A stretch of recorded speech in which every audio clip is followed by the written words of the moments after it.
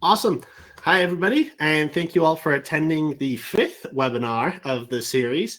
It's pretty cool. We've already made it this far in, and so far we've had a whole bunch of great topics. But this week, I think this is a really interesting one and something that I think is pretty valuable, especially to music teachers, is business frameworks and sort of more specifically business frameworks for musicians and sort of how to, unleash your artistic freedom.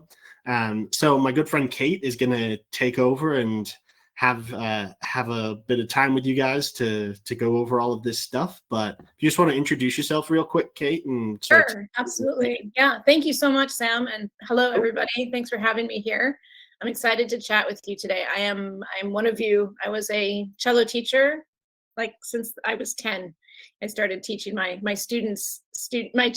teacher's students extra lessons. So I learned in the trenches, and I'll tell you a little bit more about my story later.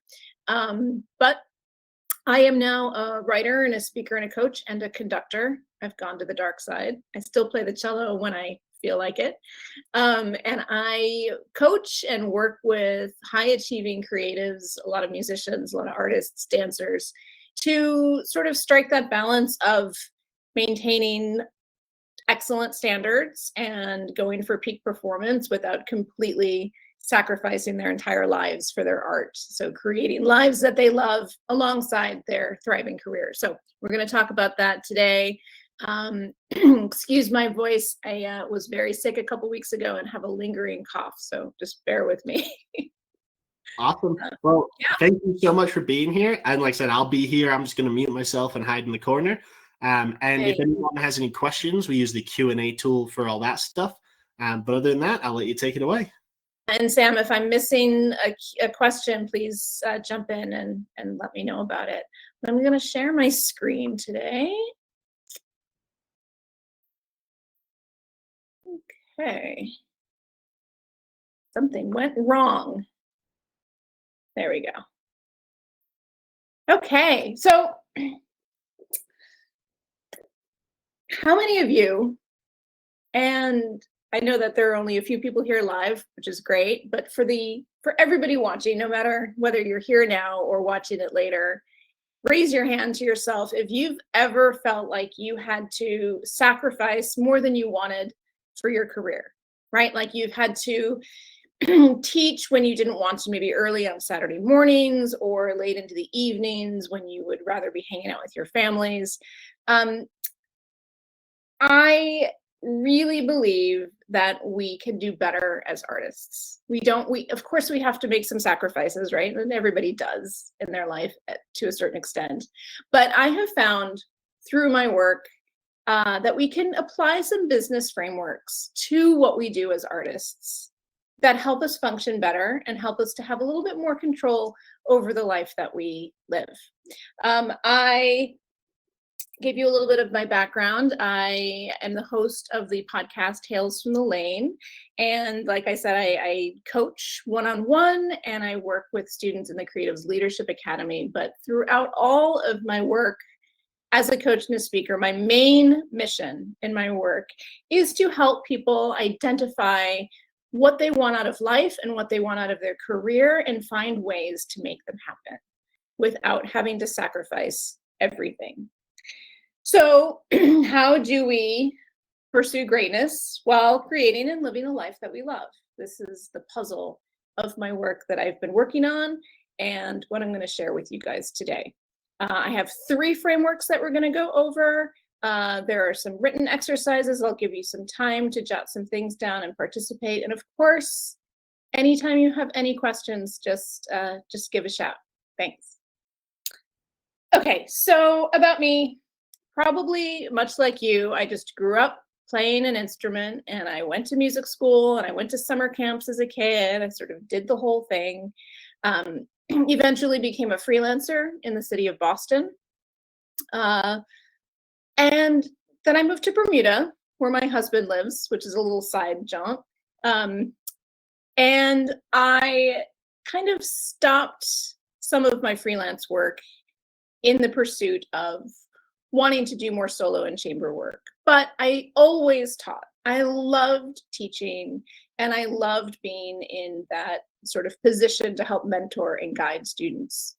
Um, I found that I was really not satisfied by just performing. Even though I was playing bigger and better concerts and bigger and better concert halls and everything was going well, it was a struggle for me because I just wasn't happy. I was looking for something new. I was looking for something different. My entrepreneurial spirit was kicking up.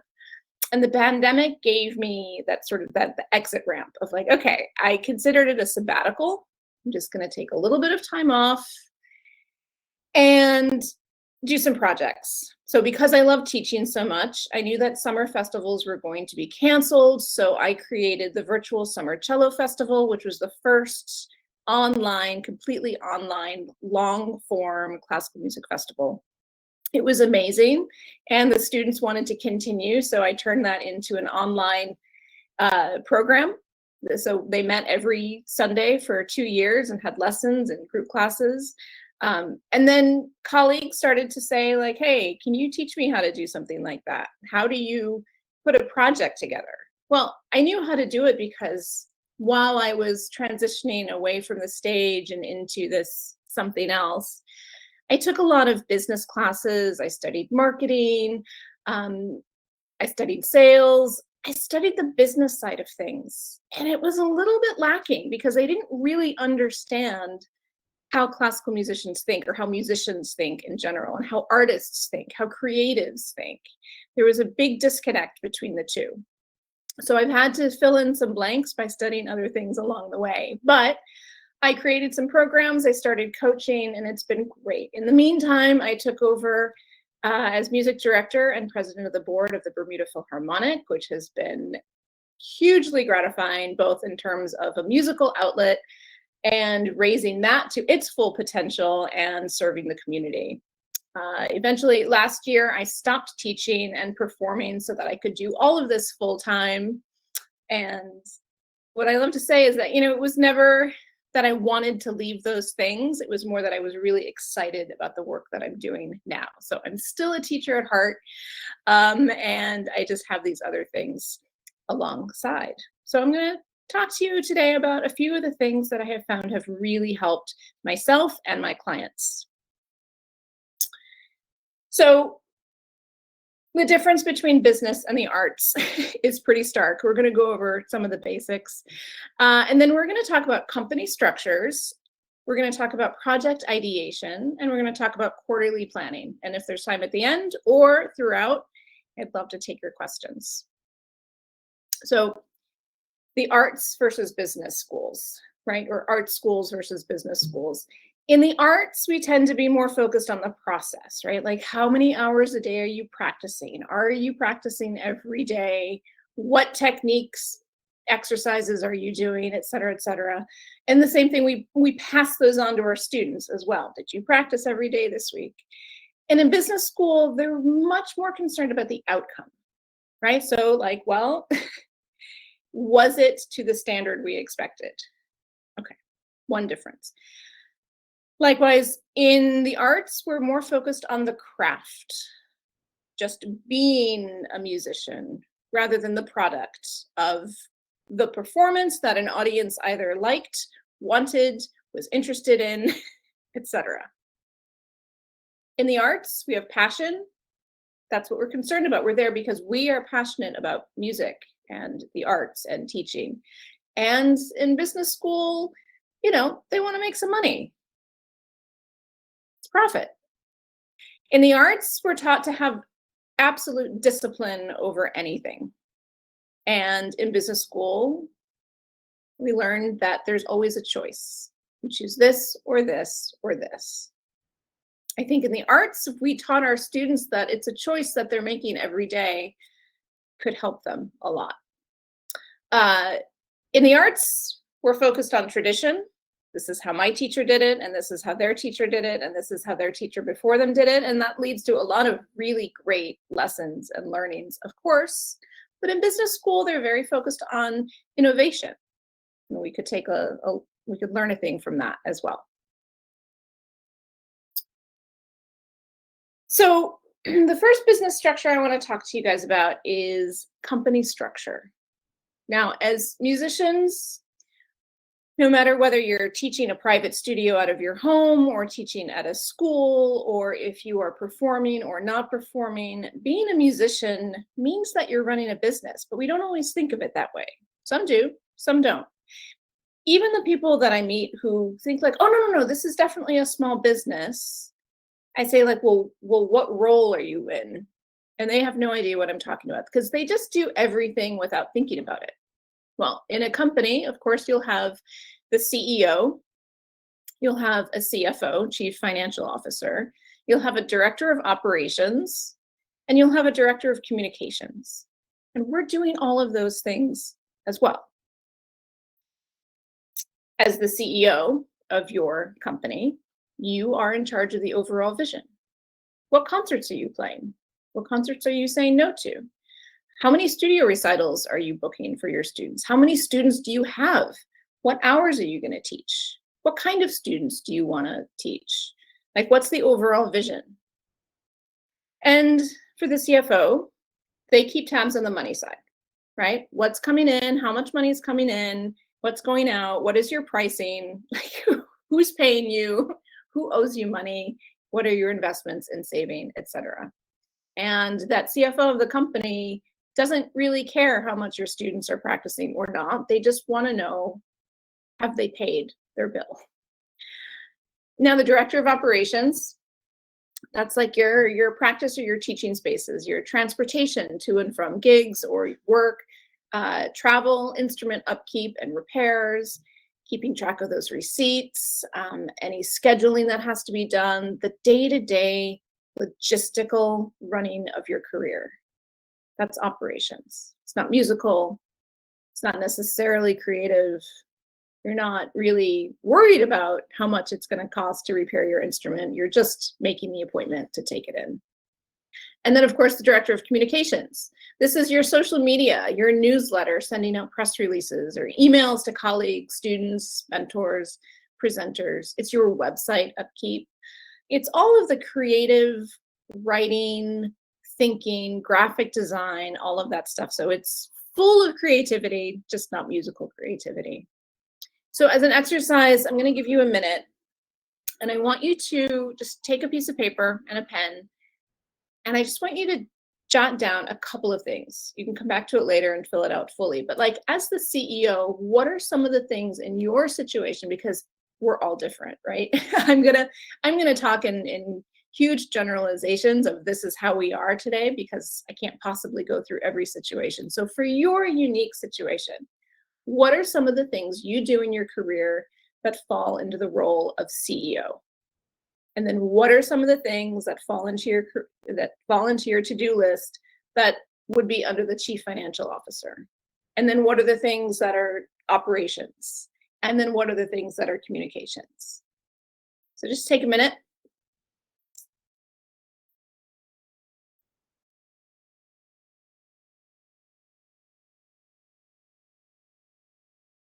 Sam, while they're doing that, I can't really see the Q&A when I'm sharing my screen.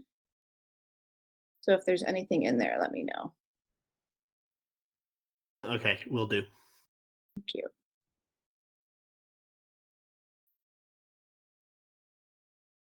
Okay, cool.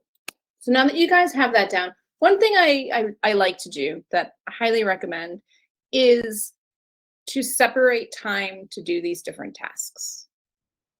If you're anything like me, if I wrote down a to-do list on Monday of everything that has to get done that week, it would be a huge mix of all of these different roles, just as they come to me.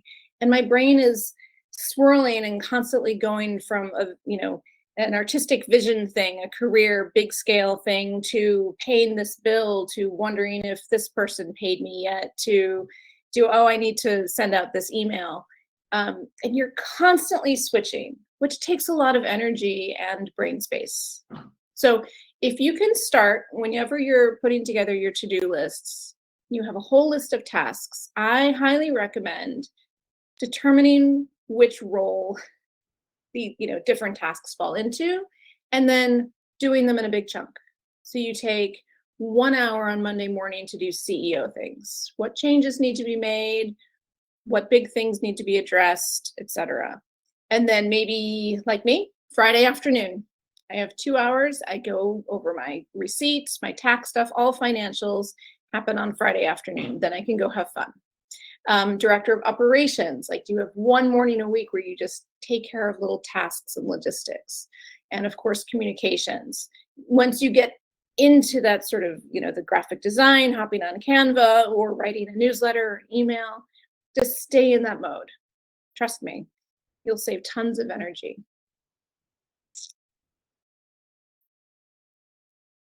Okay. Any questions on that? Nope. Okay. Project ideation. Taking our ideas from dreams to realities. This is what I do probably 80% of my coaching work with clients is helping them take an idea that they have had for years and years and years and years and help them actually make it a reality. We tend to, as artists, just sort of sit on these ideas.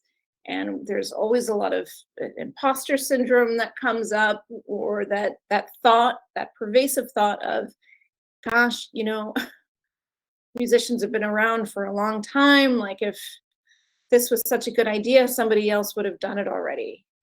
Or somebody must have tried this before and it didn't work, so I'm not going to try it, right? So we do this to ourselves a lot.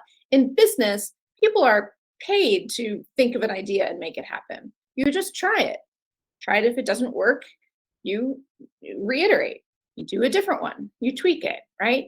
So we could benefit from shifting our mindset a little bit in that way. So there are 4 basic steps to getting started on a project, because that's the first question I get is, how do I even get started doing a project? So I'd love for you to think of something. It can be a pretend project, or if you have something in mind, it could even be like, I'd like to do something different with my group class this year, or with this course that I'm teaching this year, or for my studio recitals, whatever it is.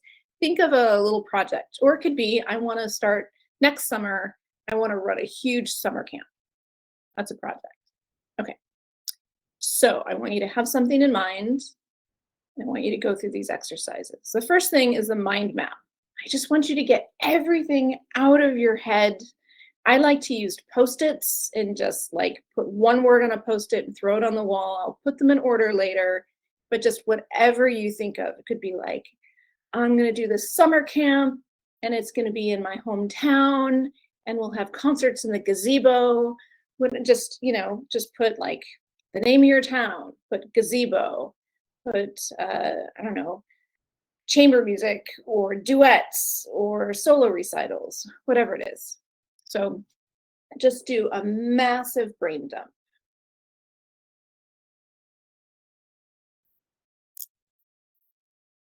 And then the next thing you're going to do is you're going to take those Post-its and the brain dump that you just put together, and you're going to think of questions and problems that come up. And just write down the questions and problems. You don't need to find the answers yet. Some of the answers you can just Google and you'll get an answer. Some of them might require an email or a phone call to somebody, might be a little bit of research. But those questions are like, I wonder what the process is for reserving the gazebo. What happens if it rains? How much does it cost to move and tune a piano? Can I even get a piano out to the gazebo? Should I use a keyboard? Is there electricity?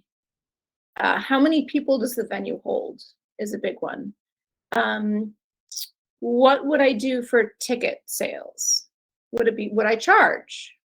Every question you have, you're just going to write it down, and one by one, you'll find your answers as you go.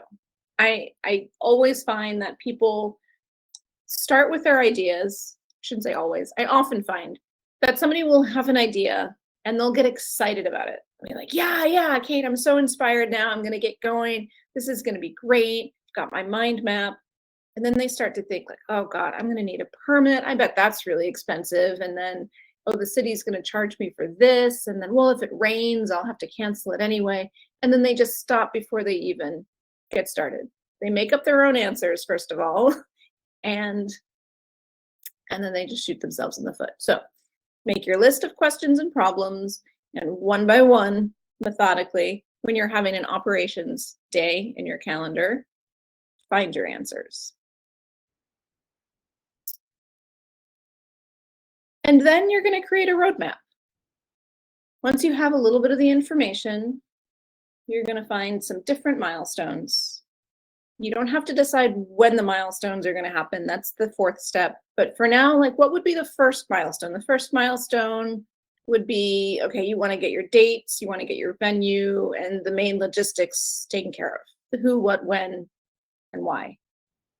And then maybe milestone 2 is that you have everything confirmed and you're going to get the website up, or you're going to make the Facebook event, or you're going to announce it in some way and have whatever ticket sales up.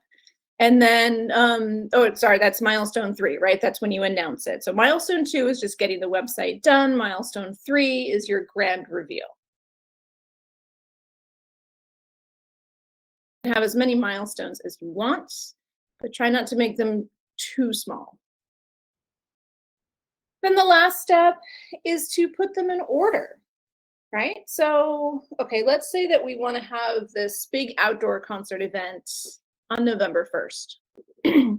Working backwards, let's say you want, 3 to 4 weeks of having the website, announcements, selling tickets.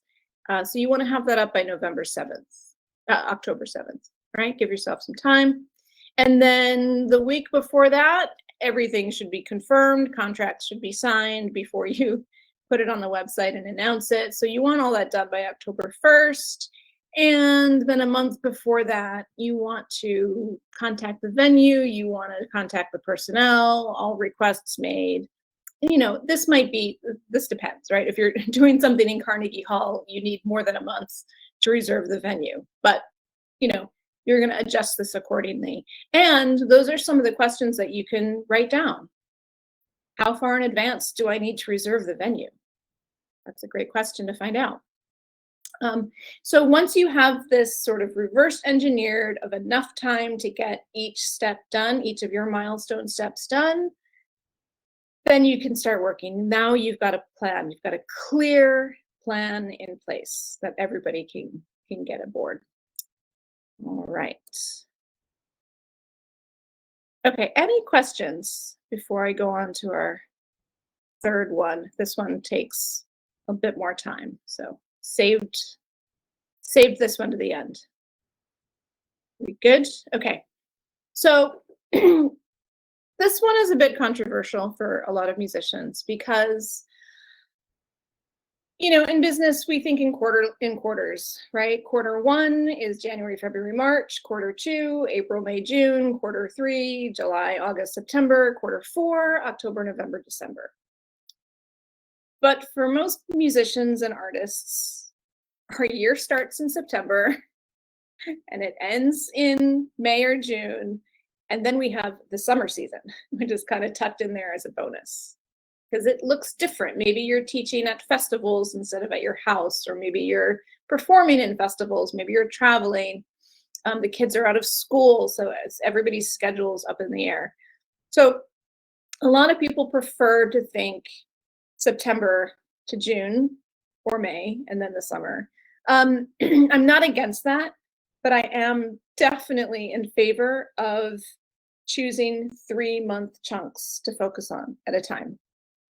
The other good thing about focusing really in the business quarters for starting in January of using the calendar year is that it makes taxes a lot easier because otherwise musicians, we're doing our taxes and the year is like 2 different seasons and it can be confusing when we are used to thinking of our season of the fall into the spring.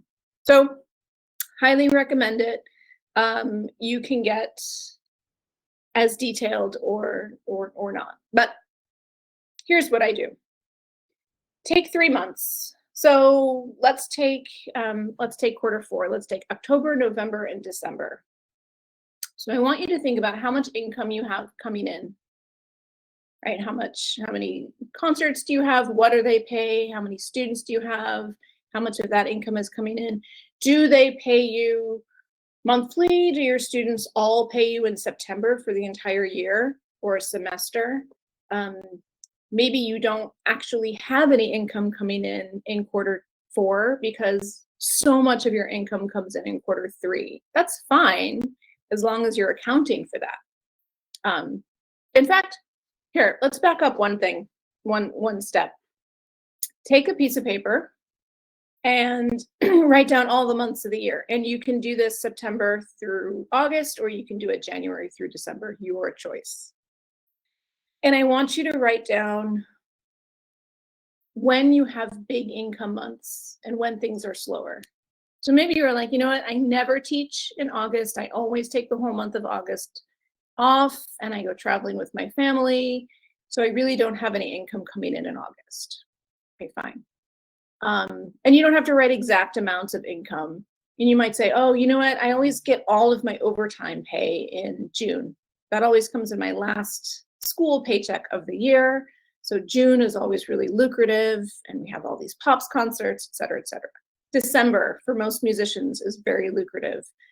January is usually pretty quiet, right? So just go through your months and just get an idea of the flow of your year month to month. And then break it up into 3-month chunks, however you want. And I want you to think about your monthly bills, like how much money do you spend every month? What are your expenses? I'm sure you know this by now. And over those 3 months, over those 90 days, does it average out that you have enough to cover those expenses? What you want to know. You want to just take note of what income do you have coming in and do you want or need to make more? Maybe you're looking at your calendar and you're like, you know what, January, yeah, that's pretty lean. You know, January is always lean. We work so hard in December and then nothing happens in January. But you know what, like, okay, in Massachusetts, junior districts happens. They always happen in January. You'd be like, I could do a little workshop on the junior district material and have those students come in extra. So you could do a workshop, you could do an extra recital, you could do whatever you want, but you can start to look at your year and see in 90-day chunks, where is there a lack and can I fill that with something interesting and cool? Another question you want to ask are, what are the big moments or events that are taking place in this 90-day chunk, in this quarter, that you need to be prepared for or to create space for, right? So maybe January is really empty, but the 1st of February, you have you're playing a concerto with a big orchestra, right? So like then you know, okay, a lot of January needs to be spent preparing for that, okay? So just take note of what big events are happening that you need to prepare for in that quarter. So in this case, maybe it's, if we're talking October, November, December, maybe your concerto is January, the first week of January. So even though it's not on the list for this quarter, you need to be thinking about it and preparing for it this quarter. And then the third question I always ask is, what new skills would you like to gain this quarter? Because the older I get, the faster the years go. And it's like, oh, I meant to learn Italian like 10 years ago and I never did. So I like to think each quarter, what's something that I want to learn more about, right? So maybe that's, I want to learn SEO, search engine optimization, so I can like help my website function better. Or maybe I want to really learn my way around Canva, be able to do all the cool things, whatever it is, just one little skill that you kind of want to dive into over the next 90 days. So take a moment, just jot down those 3 things. How much income do you have coming in each month? what big moments or events are taking place this quarter or early in next quarter that you need to be prepared for and create space for, and what new skills would you like to gain this quarter.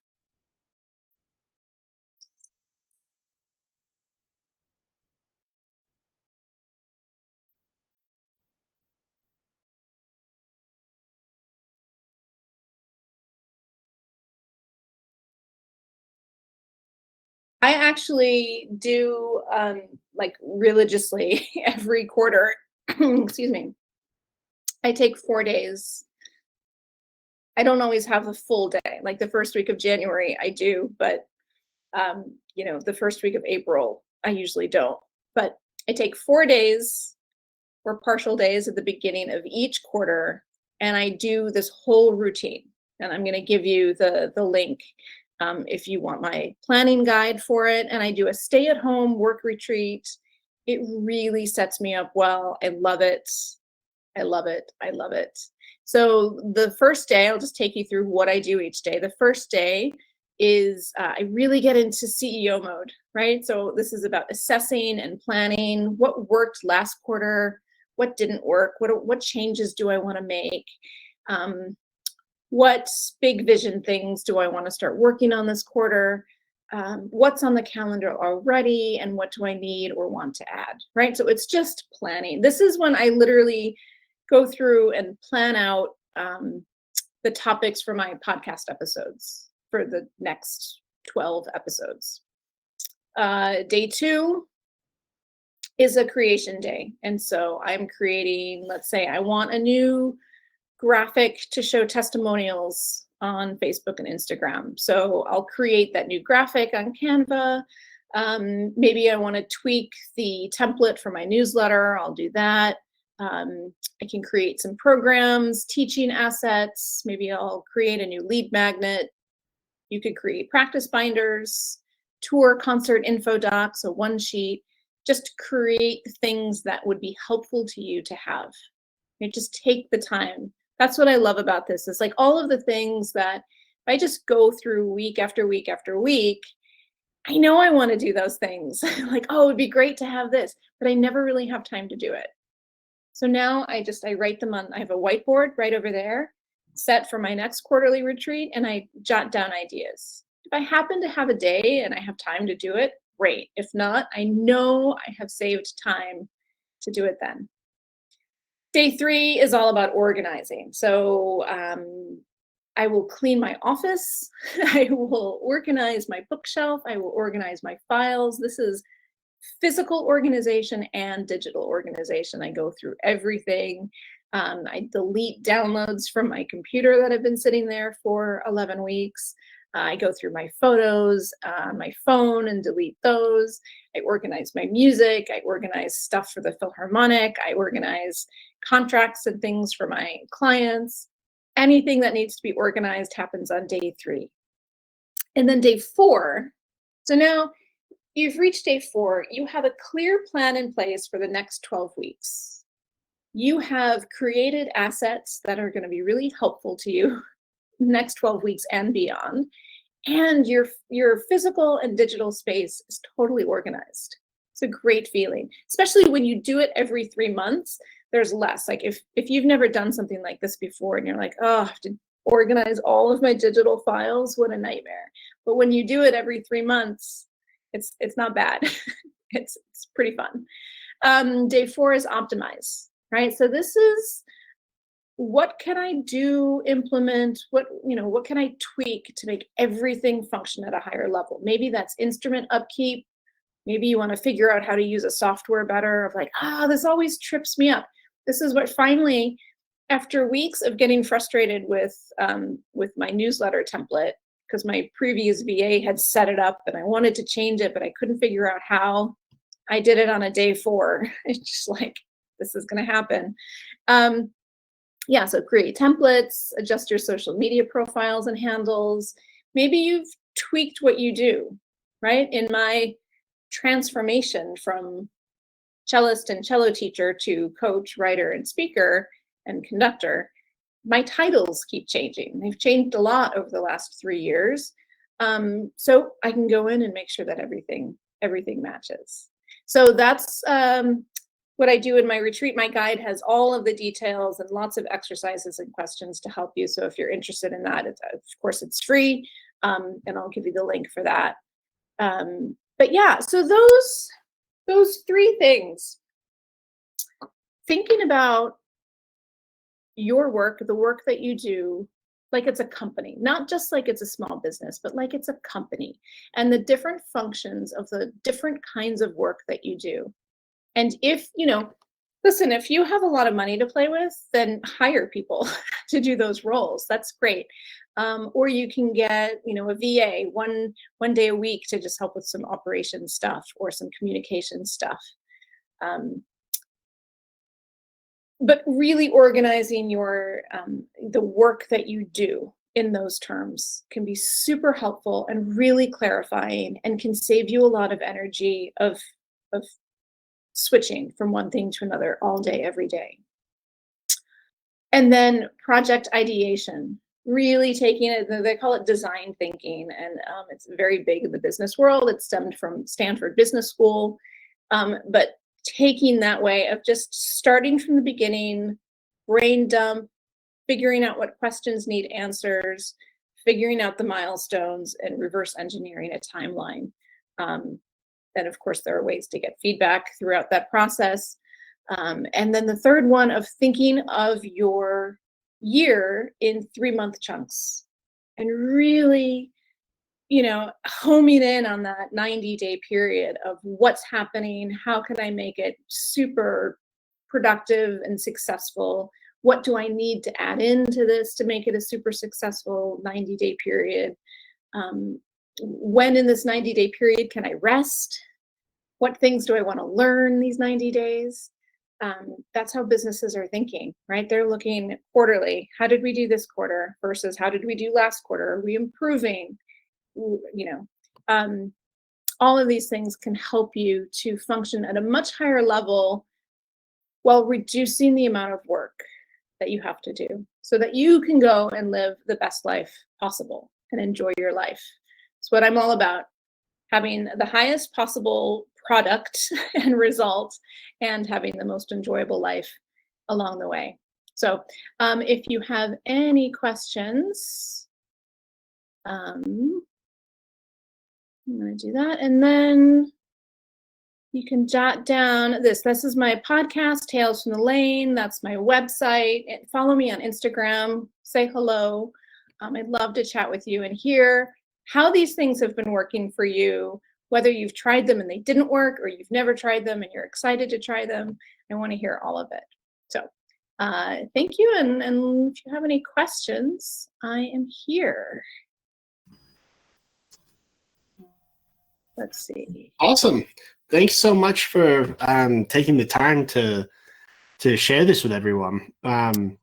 This is the stuff that I think is incredibly important, and I know we've all talked about this before, but is the stuff that's overlooked in music schools.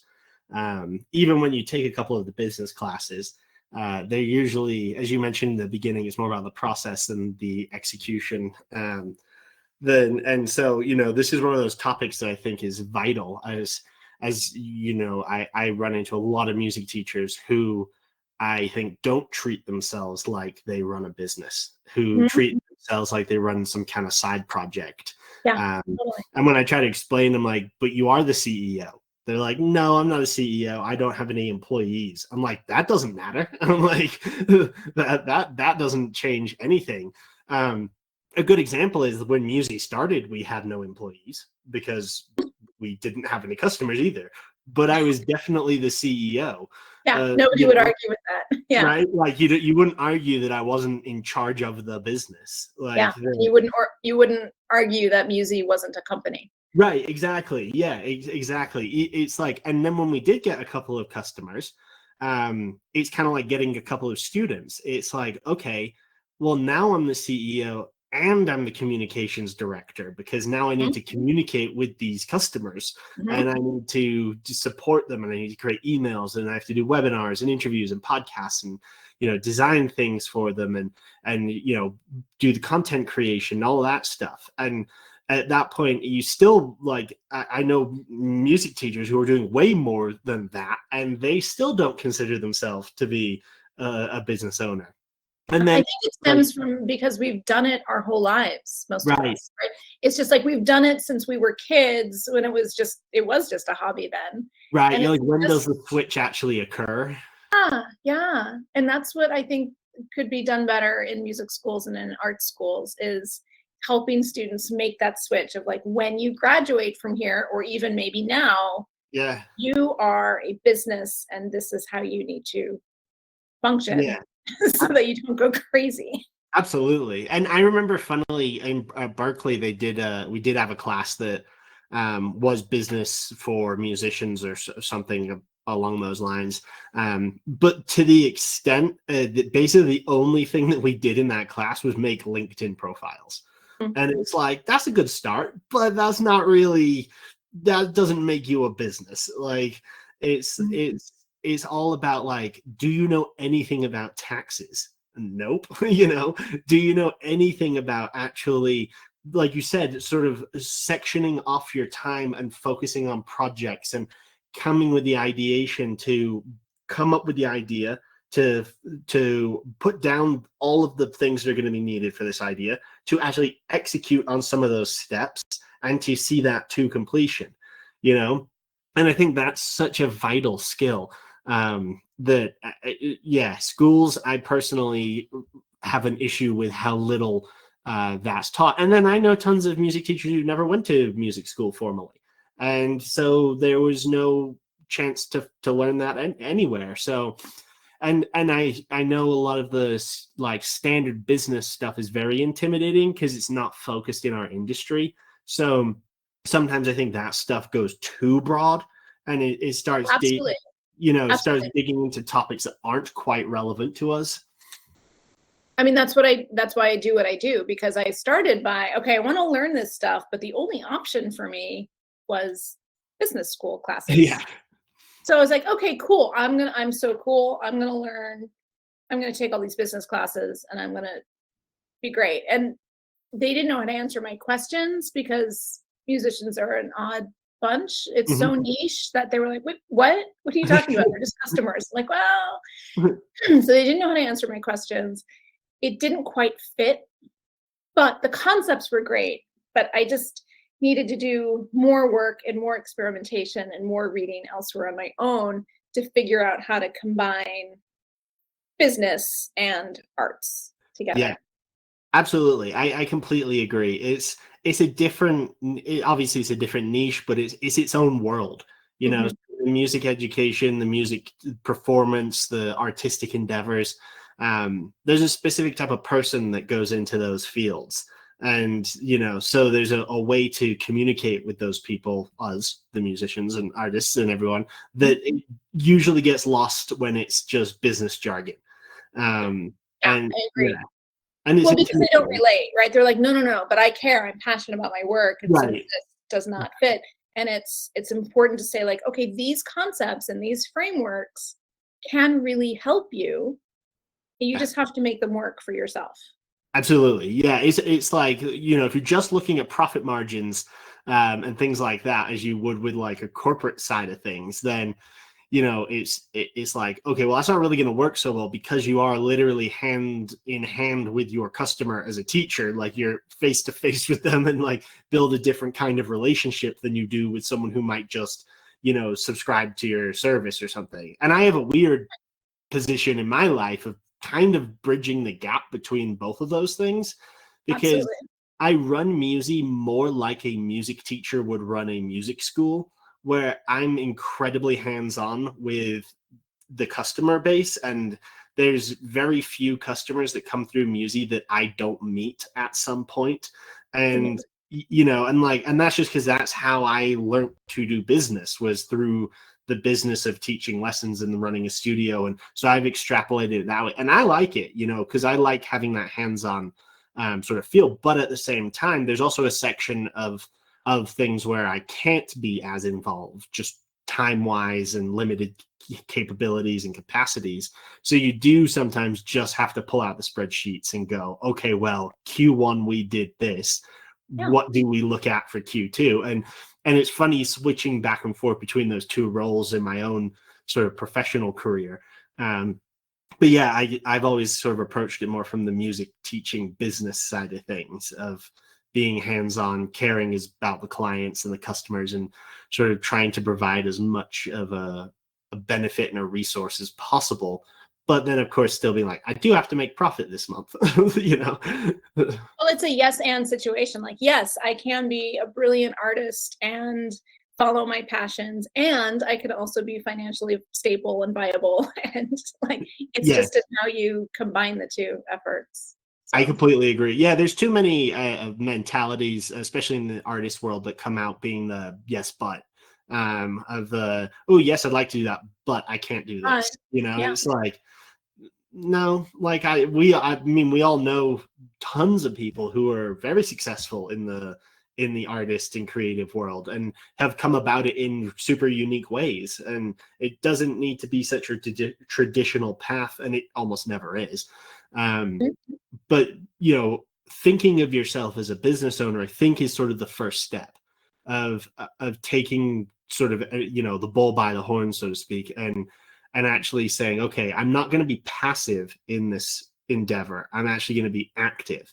And if this doesn't mean that you need to grow to a 50 teacher studio or something, like, you know, it's not really about that. It's more about making whatever it is you are doing the thing you actually want to do, and it be profitable so that you can keep doing it. Absolutely. I mean, I think the question, you know, for people who are like, I'm not sure if this would work for me, maybe it wouldn't, but maybe just ask the question, what would it look like if my work life as a musician was a company? Yeah. What would that mean? What would that look like? Like, if I did have a team of 6 people running my career, what would they be doing? What are all the things that I am doing and that other people might be doing? Yep. And just ask yourself, what would it look like if it was a business? And start there. Yeah. Because I love it. Yeah, this topic is one of those that I could go on for hours about, because I think it's so important. And the music industry seems to get left behind in this world for some reason. Yeah. But yeah, I thank you so much for taking the time to share this. This is fantastic. And do you have and we can put the link in the chat as well, but do you have I was like going to ask if that is place going to to send stay. people? So yeah, you know. But I'll put it here and then you can grab it and maybe, Yeah. excuse me. And even if you just want to shout out like your website and things like that, just so my people know website, where to find yeah, you. yeah, absolutely. So my website is just katekayaian.com. Don't ask me how to spell it. You'll find it. Excuse me. My Instagram is at Kate Kayaian. So first initial, last name. Perfect. And then podcast is Tales from the Lane. Go check it out. Tales from the Lane, because the little strip of water that I live on my little island is called the Lane. Oh, there you go.